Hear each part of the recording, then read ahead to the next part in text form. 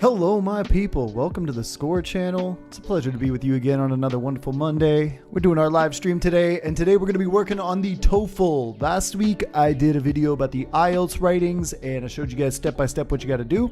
This week, we're going to do the TOEFL writings. So I got part 1 and part 2 queued up for you. So I'm going to write those live today. And so if you're taking the TOEFL, whether you're taking it at home or in a center, this is going to be very helpful for you.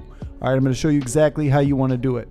So let's get into it. Let's just jump right into it. We're going to go straight to the rubrics because that's going to be the most important thing that you're going to have to see here when it comes to the writing portion of this test. So let me take you there. All right, so there are two writings on the test. You've got the integrated and you've got the independent. The integrated test comes first, and that's the first one that we're going to do today. So just want to show you what they look for. Hello, JBM. What's up? Hi. Appreciate the shout out. Say what's up, everybody. If you're in the chat, good to see you. Appreciate it. So yeah, we're going to be doing this writing here real simple like, and let me just mute my things so people don't be bugging me. All right. So most of the time, now the scoring's a little weird because in TOEFL you get points out of 30, right? Each part of the test is 30 points, but you'll see here that the rubrics say 5. So basically you just multiply these by 3 and you'll get your actual score for each portion of the writing. They are equal, 50-50, so both of them are just as important. And if we look at the integrated task levels, most people are going to probably start out around here and with some practice can get up here. So I want to show you kind of the differences. If we start at that 3 level, it says that it's got some important information from the lecture and some connection to the reading. This is integrated because you're going to get a reading and then you're going to get an audio. So you have to be able to manage information from both. And that's where this but comes in here. It says maybe it only has vague, unclear information. Like you didn't quite get the connection between the listening and the reading. You may have omitted one major key point. We're going to talk about that. There are 3 key points that you have to identify. If you miss one of those, I don't care how good you write, you're going to be stuck here. Okay. Maybe you have some incomplete or inaccurate connections. You kind of missed a key detail there that could bring you down as well. So maybe you got all 3 points, but they're just one of them's not developed that well. And errors that cause obscured meanings. Again, you don't have to write perfectly when you take an English test. Everybody always thinks that you got to have like perfect grammar, perfect, spelling and everything. That is not the important issue here.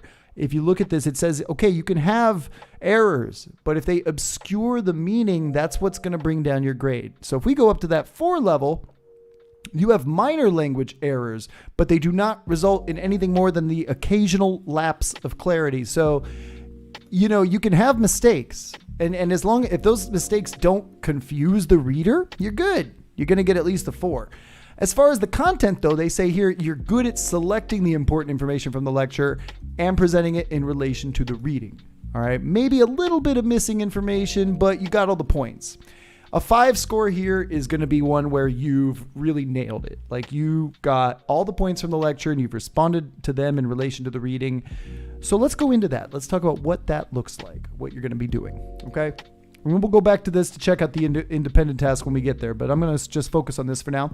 What I have is I have queued up the audio for this, and I got the reading first. So the first thing you're going to get is a text that you have to read. And then from there, you're going to listen to an audio that kind of, in most cases, it goes against the text, right? Whatever you saw in the text is probably wrong. And the audio has the right answer. And you're going to have to explain, okay, what are the points from the lecture? How are they refuted, from the reading, and how are they refuted in the lecture? It's also going to be really important to take notes. I got my board here for that. If you are taking the test at home, you always should have something to take notes with. That is super, super important. So I got my little whiteboard here, and I'm going to show you guys, at some point here, I'll show you guys on camera too, what my notes look like once we get going. All right. So the first thing I'm going to do is read. And you got 3 minutes to read the text. Shouldn't take that long. And as I read, now I want to pay attention to the main points in this reading. I want to try to find those main points. In the reading, there will always be 3 key ideas that will be addressed by the lecture. So I have to look for those. I have to pay attention and try to find those when I read this. And the reading will stay on the screen when you are done with the audio, so you don't have to take a bunch of notes on the reading. However, try to make a mental note of those 3 points. So if I pull up the reading here, let's switch back to this so you guys can see this a little better. And maybe I'll try to embiggen this a little bit for you. Yeah, that'll help a little bit. I'll try not to cut it off with my face down there.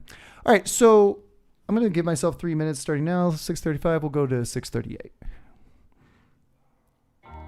Okay, so we're talking about altruism. It's the opposite of selfishness. Gain nothing for themselves. All right, so he says there's lots of examples, humans and other mammals. So I'm already seeing 2 points, humans and other mammals.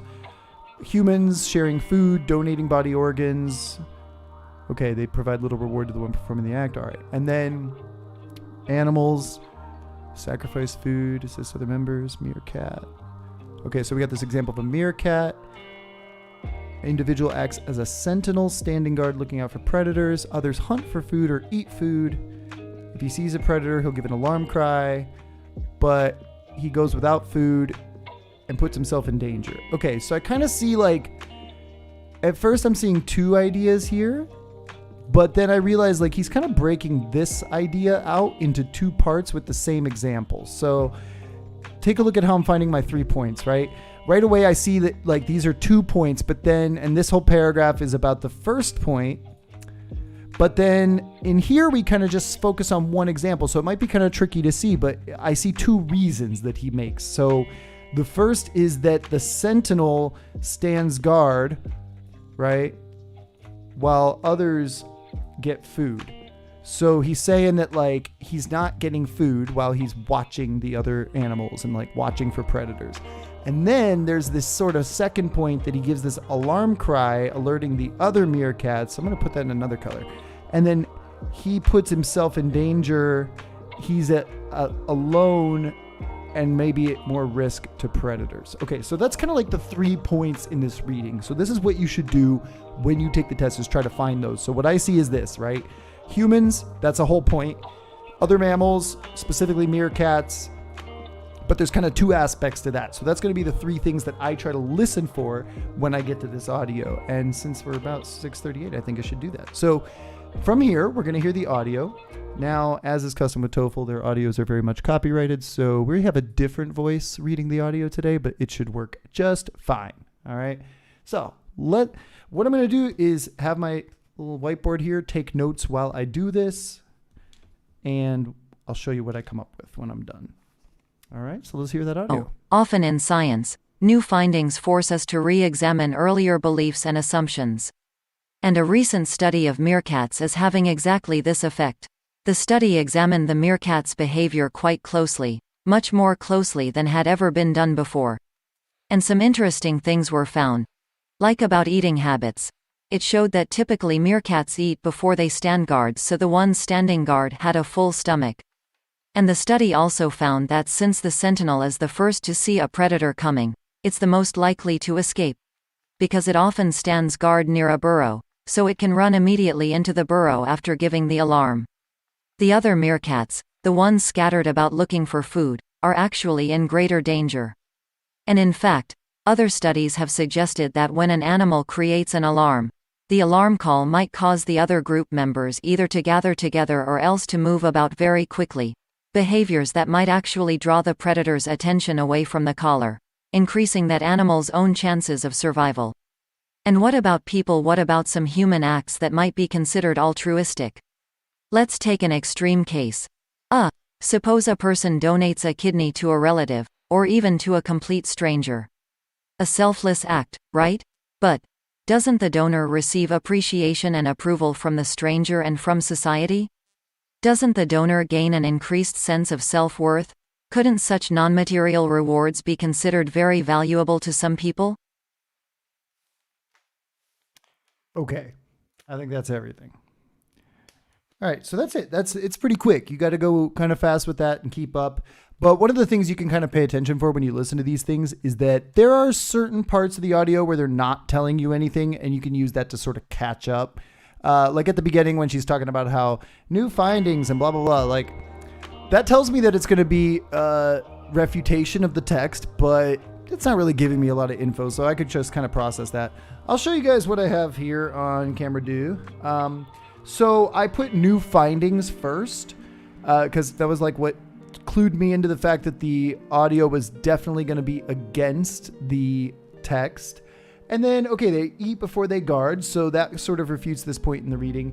The sentinel's the first to see the predators, and he's near the burrow, which is where they kind of like enter and exit their tunnels.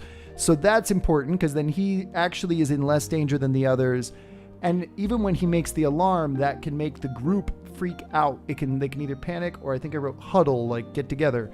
And then she jumped into the human aspect, which is like kidneys and how you get appreciation from the donor recipient and like good feels for yourself. She said self-worth. I think I just ran out of space in that corner.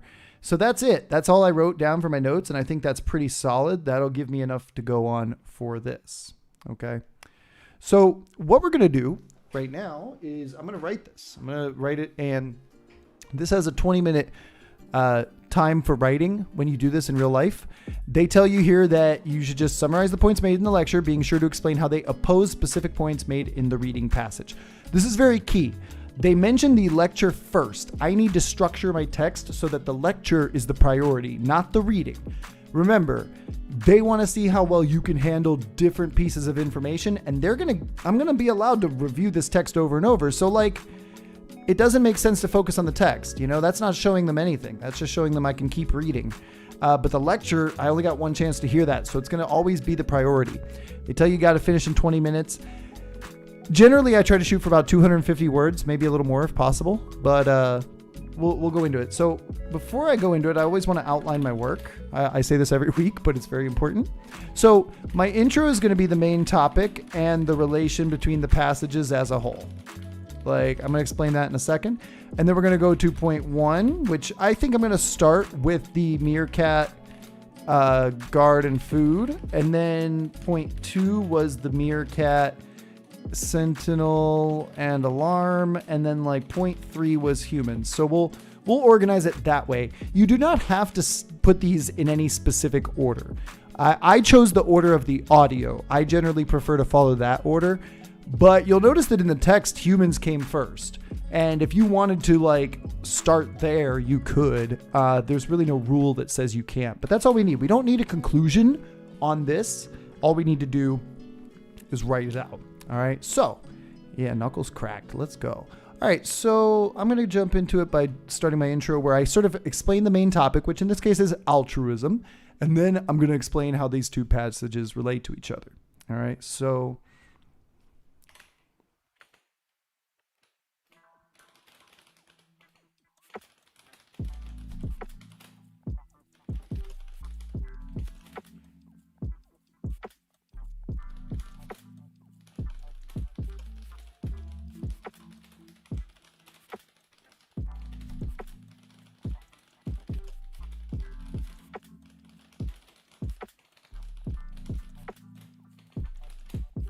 did he say, I don't want to just, yeah, he said abound. I'm going to use a different word. You don't want to just copy word for word what it says in the text. So I'm going to just say abundant.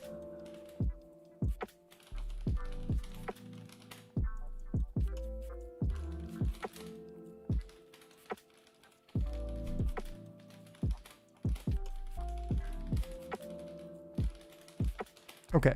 So with this introduction, I am just a couple sentences explaining what this is about. And I might even want to add a definition of altruistic.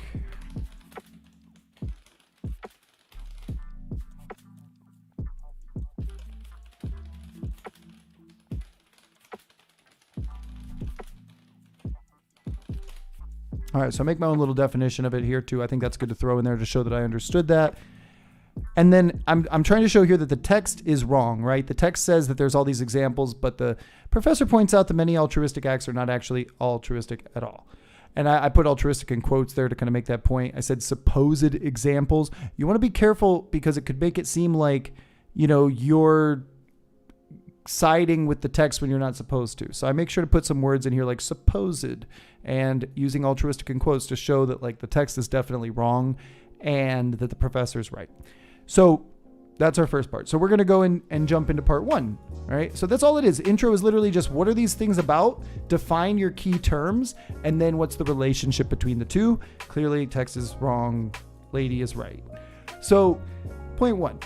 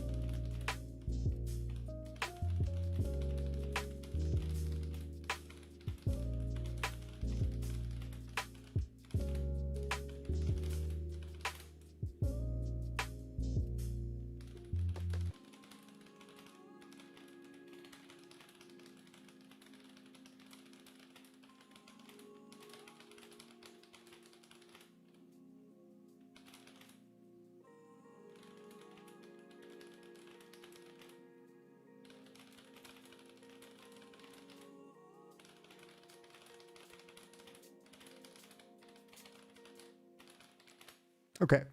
So I'm working on this first point, and you'll notice that I'm not mentioning the text very much. Again, the thing is I want to summarize the points made in the lecture. I don't want to talk much about the text.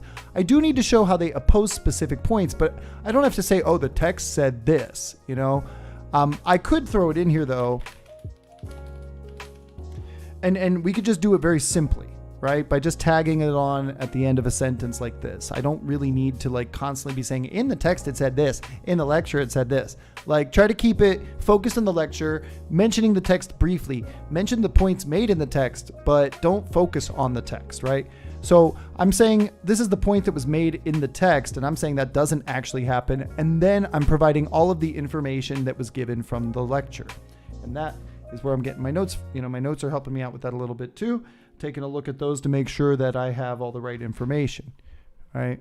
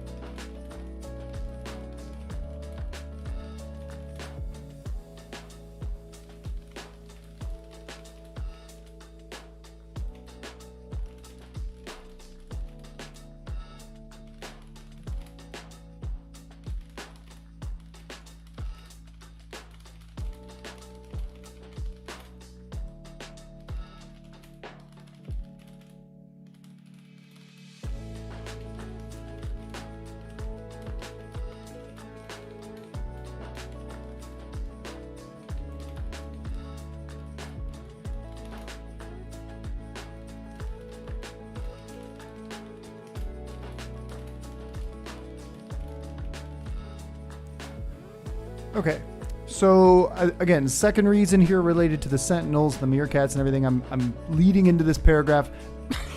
Try to use some connectors. Saying furthermore is a good idea. I want to try to use some connecting words here and there, so I'm trying to sprinkle in some of those, like in fact and clearly, to try to lead into my sentences. And so again, I present this idea that when this happens, this is what you'll see, right? When they sound an alarm, odds are other meerkats will scramble for cover, huddle up for protection, which can attract the eyes of a predator more than the single sound of the sentinel's call.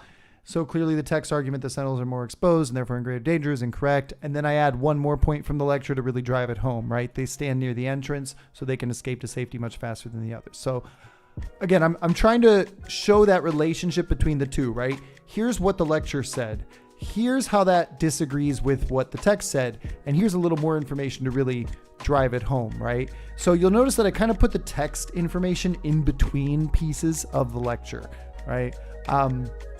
I give a little introductory sentence to kind of help set up the paragraph and let you know exactly what we're talking about. So I build into it, right? And this way we've addressed two of the main points, but I still got to deal with this third one about humans, and I'll jump right into that. That one's actually probably the easiest one.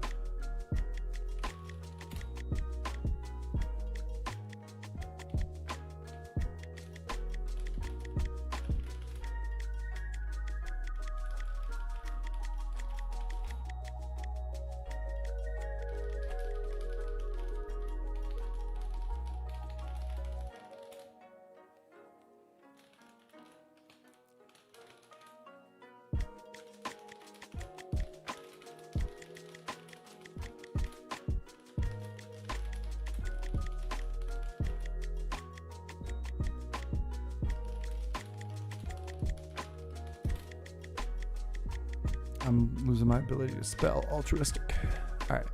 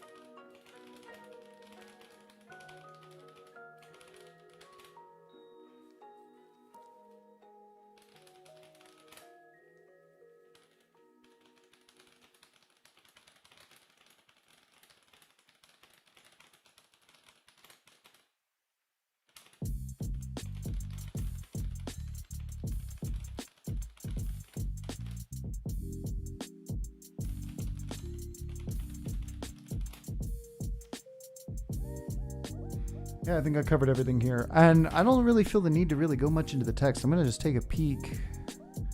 She mentioned sharing a food with strangers. I guess I could tie it into that because she didn't talk about that.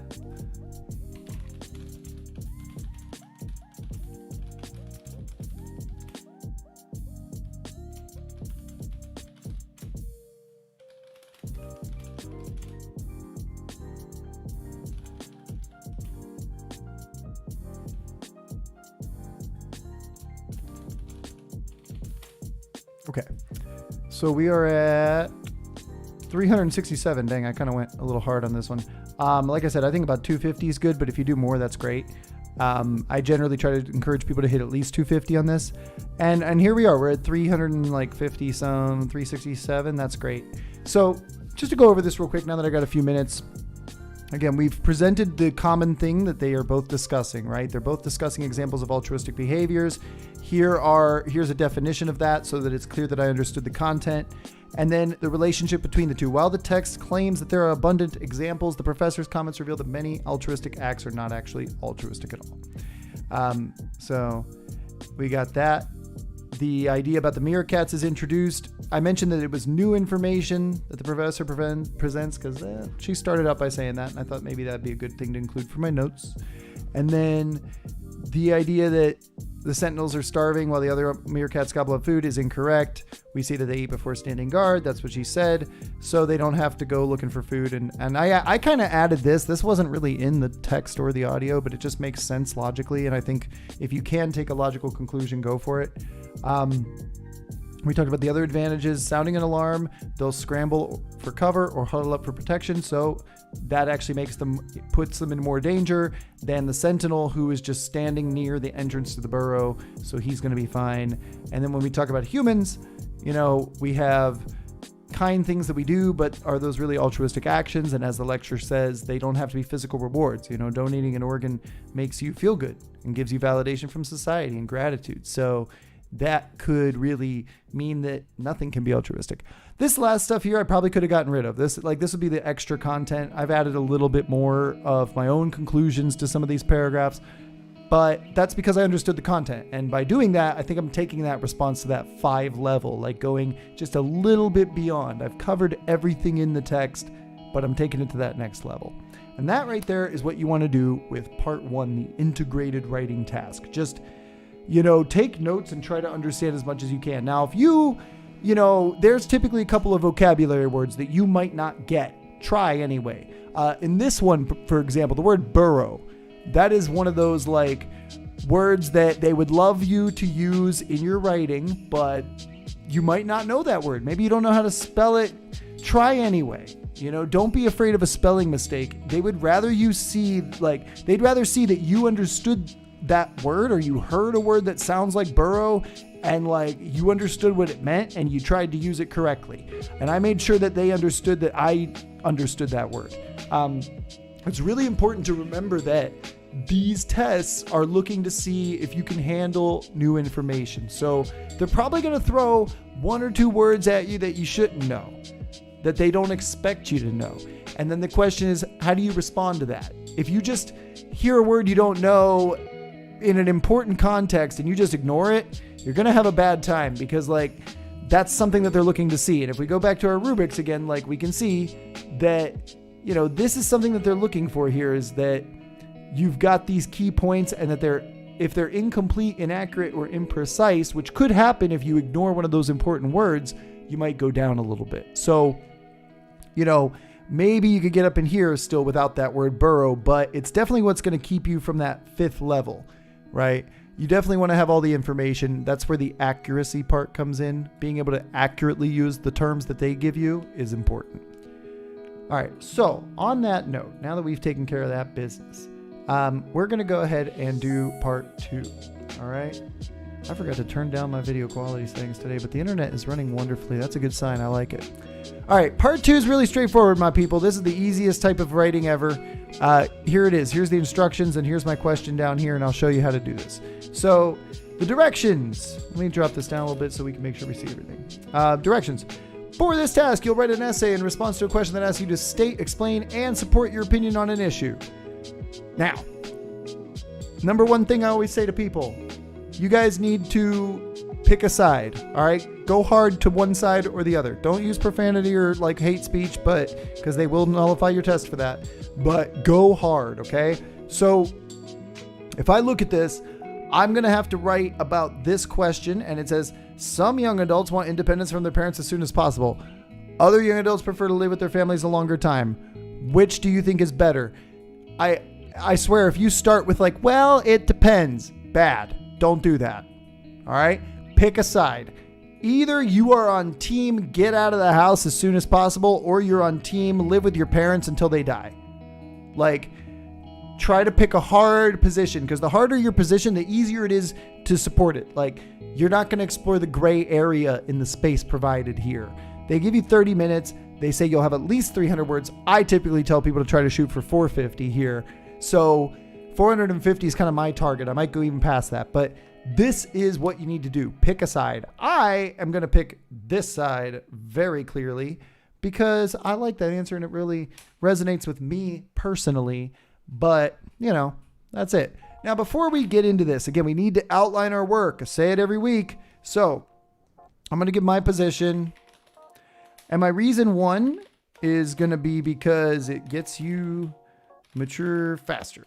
All right. And reason 2, freedom, America. And reason 3, let's see, what would be reason 3?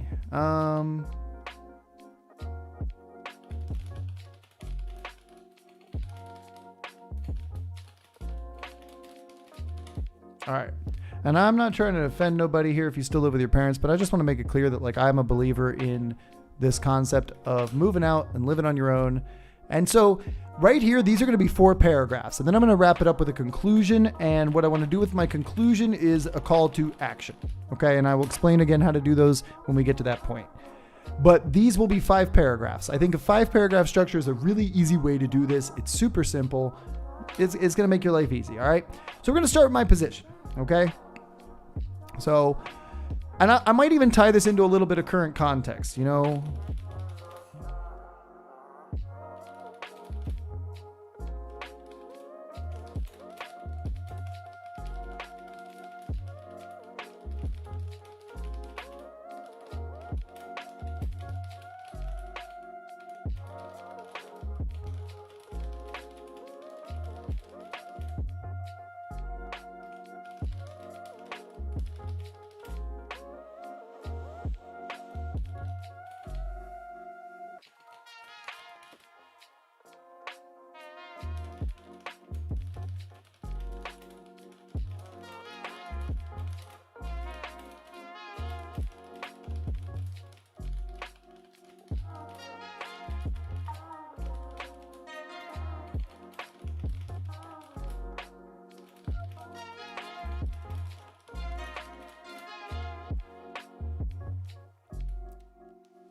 Okay, so I have given a little bit of context, a little introduction maybe to why this debate would be happening. I think that's important to do. Why are we discussing this issue? Is there any reason why this issue might come up? And then, you know, I point out that, okay, yeah, there's good reasons maybe for people to do this. And I could have built a whole essay around this, but I'm going to make the point that the longer you live with your family, the more you miss out on life. And I'm a firm believer that you should make every effort to live on your own. So I've made my position crystal clear. I don't think there's any debate as to why that is. So I'm not even going to bother jumping into my reasons here. I'm just going to start writing my next paragraph. Okay. So the first reason is about maturity. All right. And that makes me think I may want to move this or revise this reason, because this is kind of going to be the opposite of this, I guess, a big baby being versus mature. So this could be better in this position, but I may also just think about changing this out actually. So I think I'm going to change that to something else. Something you should do, like reevaluate, because honestly, your third option is probably your worst, because your first 2 ideas were probably better, and then you run out of ideas and you're on your third idea. So don't be afraid to go back and revise your outline here. And I think I'm going to put that back in the third position because it goes well after freedom, because you have the freedom to find yourself, right? So let's kind of keep in mind we want to link these ideas together as well. We want to make it coherent. So I want one idea to naturally lead to the next. So my logic here is like, if you have maturity, then you'll be able to do more things on your own, and that will help you figure out who you are, and therefore you should go live by yourself. That's basically the flow of my essay. If I were to sum up each paragraph in one position or one sentence, that's how I would do it. So let's move this down so you guys can see this. All right.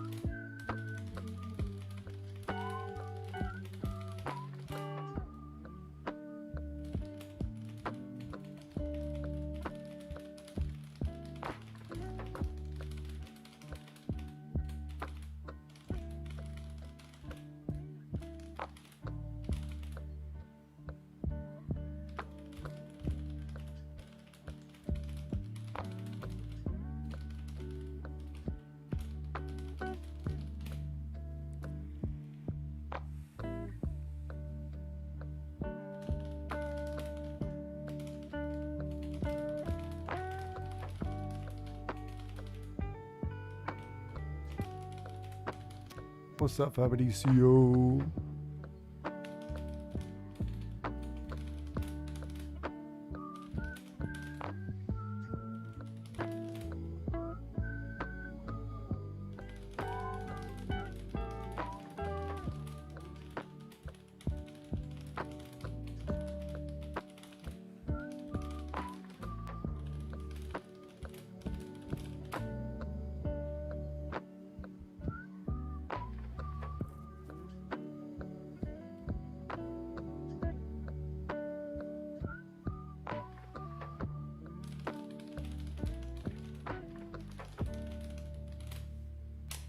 All right, so I got a little paragraph here that just starts out with like a little kind of factual statement. Somebody's doing everything for you, and these are things that you need to learn how to do. But if you just live at home, you'll probably never learn. Even if you have good parents, it's not worth it. Like you need to learn by yourself. You need to go do this stuff on your own. So I think that covers that pretty well. Freedom, Mark. All right, let's talk about freedom. I like freedom.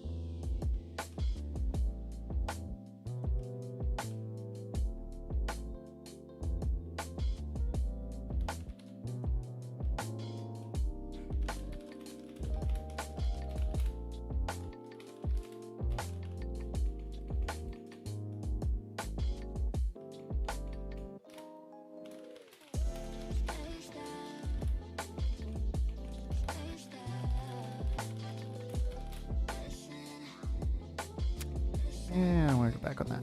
I like this example, but I think that's one, and we can move on to this idea that by having that freedom, you can do more things, right? You can.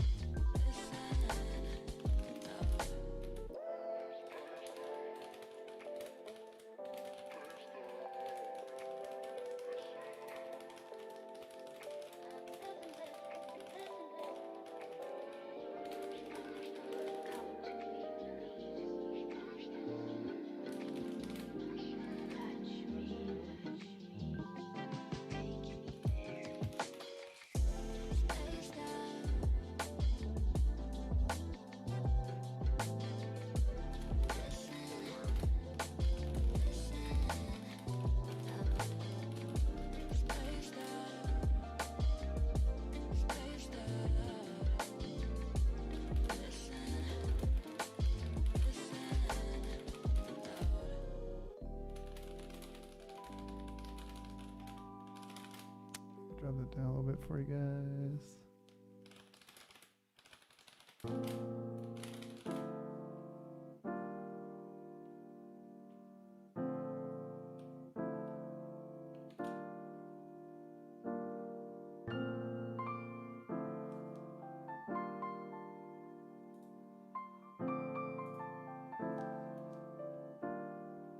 Yeah, I think this is okay so far. So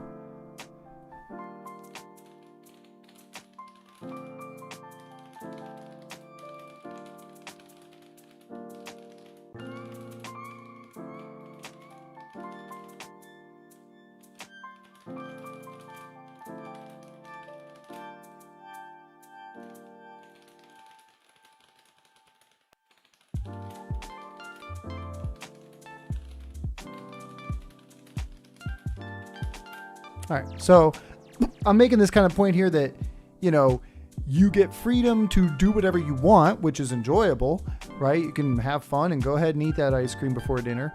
But also that, you know, and I try to sometimes do this by just presenting maybe like another person's argument and countering it to give myself some more content. And I just use connectors like although to make sure it's really clear that I'm not claiming that. I don't believe that. This is what some people might say in response to what I'm saying, but this is how I'm going to refute that argument, right? And then it's important for you to take chances and explore the world and learn what you should and shouldn't do. And you have the freedom to make mistakes, which is going to help you develop. Okay, so last point here is about finding yourself. I'm going to tack this on.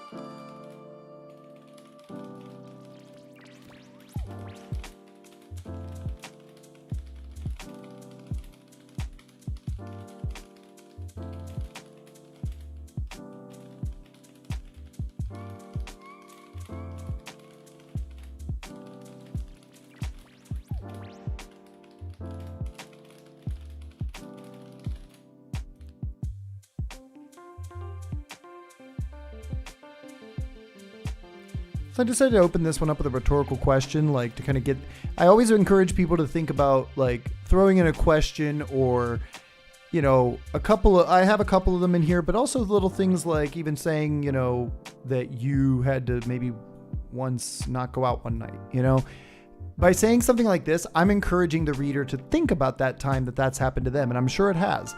And maybe it hasn't, but if it has, the reader that is checking my essay is going to feel connected to what I'm saying. And that's going to have a positive impact on your grade. I can guarantee it. Like, that just makes it more enjoyable to read. So always make sure you have a couple of questions or like sort of general statements that could apply to anyone, and encourage people to recall things or remember things that you expect them to have done or experienced, right?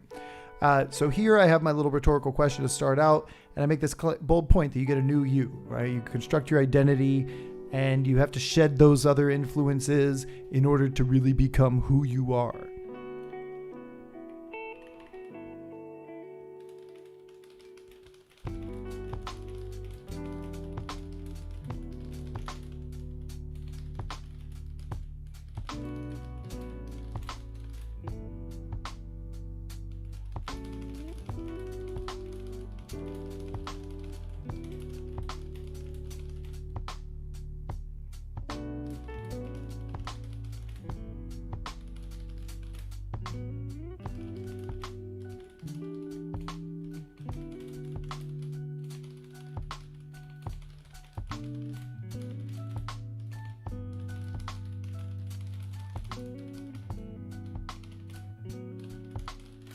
Yeah, I'll throw this in here too, like a good example. You always want to make sure we have some examples, right? So I've kind of so far this is a bit of a vague paragraph. I haven't given any hard, concrete examples, right? But I'm bringing out this point of like, you can be who you want to be, right? And if you are maybe someone who would face discrimination, for example, like LGBTQ+, you would definitely not have a good time living at home if your family is very conservative and doesn't accept that stuff. So naturally, these are people who would definitely have to get out of the house, right? So that's kind of the point I want to make.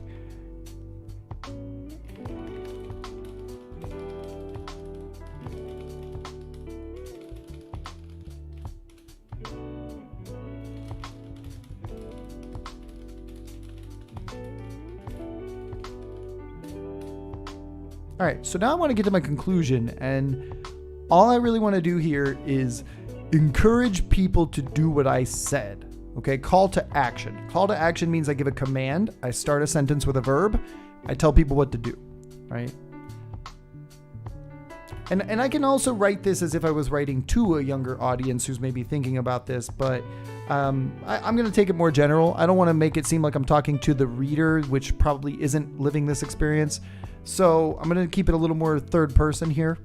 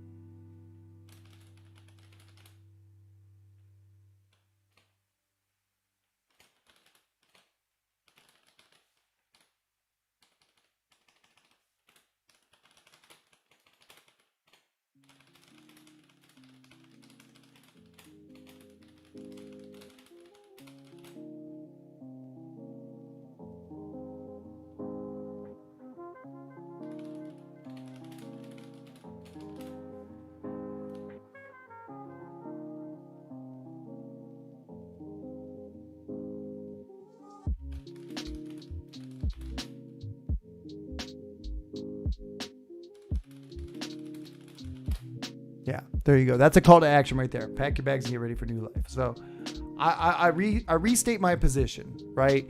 to make it clear that I think everybody should leave their family unit at some point. And hey, they'll still be there if you have time to yourself. I speak a lot from personal experience here, as like I've moved away from my family when I was 19, and here I am, and I go back and I see them more often now than I used to, in part because I can economically, but also because I want to more now. Like, I've had this time away. It's great, but now I want to spend more time with my family. That's fine. It's a good time for that. I got a decade away. That's plenty for now. So I like to finish it up by just kind of recapping a little bit and hitting this final point with a strong verb. Pack your bags and get ready for new life. Like a strong, short command like this is going to resonate more with the reader. So if we look at our total word count, we should be around 500. That's pretty solid. I was saying like I recommend 450. I think at 500, I've done a good job here. And I would probably go back and take a look and see if there's any words that I could try to improve. I tried to change some things up. For example, the word things. Look for words like things, places, people. See if there's any way you can rephrase those words. I was going to write it again here, but I changed things to essential tasks. I tried to diversify my vocabulary a little bit. See if there's anything you can do or anything you've repeated a lot. A lot of times when we write, especially if you get into a bit of a groove, you probably won't realize that you're repeating certain words over and over and over. So you want to watch out for that. Obviously, if it's like an important word for your paragraph, like freedom, I'm allowed to repeat freedom, right? I don't have to necessarily rephrase that 100 different ways. But I do want to watch out for like maybe, words like different, bad, good. How much do I use those words in here? And I feel like you could typically diversify those with something better. I might change good parents for skillful parents, right? Just to improve that a little bit. I think lousy is already good for in lieu of bad. I would take a look for any adjectives that I might want to add as well that I think could be important. But the point here is that, I have covered my points, my three main reasons, and my position's crystal clear. I want you to definitely go live alone. I do not want you to just, stay with your families here. I meant to show you guys the rubric before, but I'm going to show it to you after and show you what they look for so you can see here. So starting at that 3 level, this is for the one I just did, the independent writing. Like if you have somewhat developed explanations, like somewhat developed means you didn't use enough examples. You didn't really make it concrete. That's going to keep your grade low. Connection of ideas may be obscured. That would be like if you have a really hard transition between two ideas, you didn't use any good connecting words. Inconsistent sentence formation, word choice that results in lack of clarity. So just like the other one, lack of clarity means you confuse the reader. If you've messed up your stuff and you've kind of like used words that you shouldn't have, or used the wrong grammar and it confuses the reader, that brings your grade down. So I think we're well above here. Some points may not be fully elaborated. A lot of times you can use the eyeball test. Like if each of your paragraphs is about the same size, you should be good.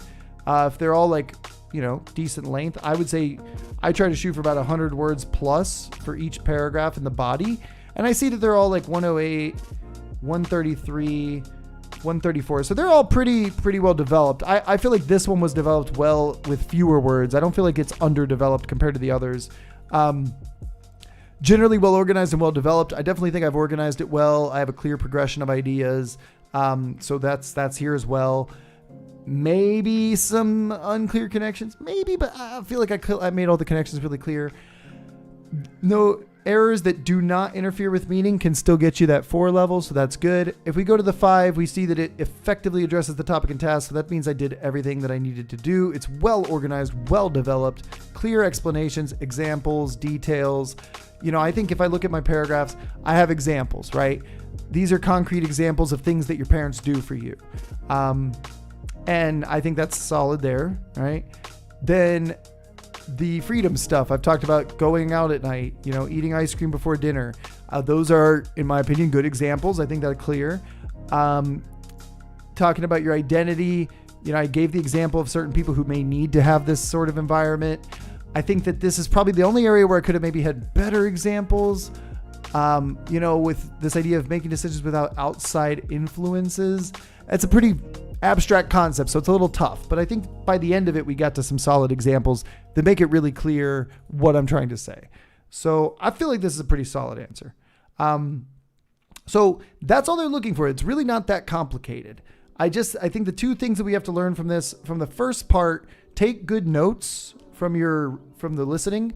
Make sure you got all the points that you could from the reading. Pay attention to that reading and really identify those 3 points before you get to the audio, because that's going to help you a lot. When you write your essay, make sure you outline, make sure your position is clear, make sure you have 3 distinct reasons. I went back and edited one of these because it felt like it wasn't distinct enough from the others. So I wanted to make sure that they were 3 very separate reasons and that they don't accidentally blur the lines and end up sounding like the same idea. And that, my people, it's everything you need to do for the TOEFL writing portion. That's really all there is to it. Any questions, any thoughts, anything else you want to tell me? I don't know. If you guys got anything you'd like to ask or just want to say what's up, go right ahead. And if not, then we're cool.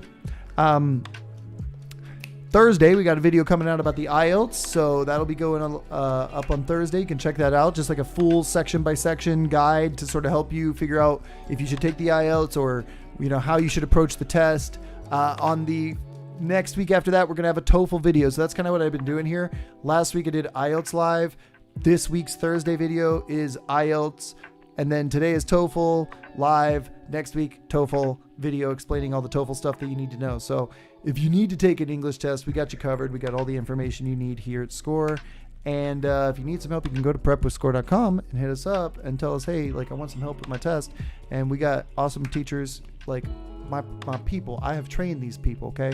So I'm not trying to take credit for their work. They do great work all on their own. They've come up with better solutions to things than I have in some cases. But we got a really cool team, and I'm very proud of their work. So I want you to check it out. And after that, we got more content coming up. I actually made 4 videos over last weekend. I had an incredible burst of productivity, which I need to do because I'm going to be going back to the States for Christmas. I'm going to try to visit some more universities for university episodes. Got a lot of cool things going on. I'll tell you more about that stuff next week. All right, my people. So have a good night. Thank you very much.